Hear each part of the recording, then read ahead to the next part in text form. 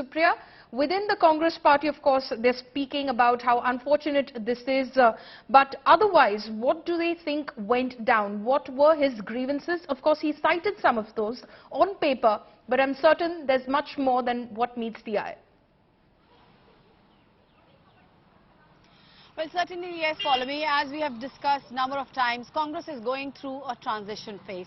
Well, the transition phase started in 2013 when Rahul Gandhi was anointed as the vice president of the Congress party. He also went ahead and said that since then that new blood has to be brought in. The entire party has to undergo a transition. The way things were happening earlier, that as to how from Luton's Delhi or from Delhi the party was being run, that is not going to happen. People, including he himself, has to go to the workers, to the people, and similar things was echoed during the AICC's Chintan Shivar, which took place in Udaipur, where the Congress party had said loud and clear that somewhere we have to introspect. It's an unprecedented crisis through which the party is going, and even it was none other than Congress President Sonia Gandhi as well as Mr. Gandhi who said that we have to go back to people. We have lost our connect. We have to go back to them. We have to strengthen the Congress party and the organization. And that time also the Congress party had maintained that G23, whatever suggestion which was being given by Mr. Azad or Mr.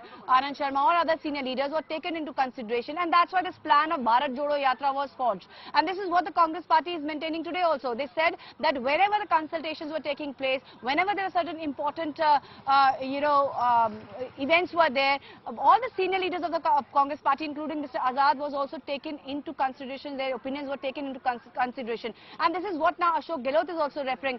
He's saying as to why this has happened, why Mr. Azad has resigned after party giving him everything, as well as taking his opinion into consideration. And this entire Bharat Jodo Yatra's plan, when was got an approval from CWC, Mr. Azad was very much part of that very CWC meet. And another CWC meet is all set to schedule on Sunday. We are hoping that there will be some fireworks in that CWC also meet also, because Mr. Anand Sharma is still part of that Congress working committee, as well as there are other senior leaders also. This issue will also come into the picture. There will be discussion on this issue also. But one thing is for sure, that earlier the Congress party maintained a very stoic silence, but the way the attack has happened, the way the people who have left the Congress party, as well as the criticism which is coming from BJP, now the knives are out. We have seen as to how Mr. Ashok Gehlot has come out and slammed Mr. Azad. Though in a very subtle way, he said though he's shocked,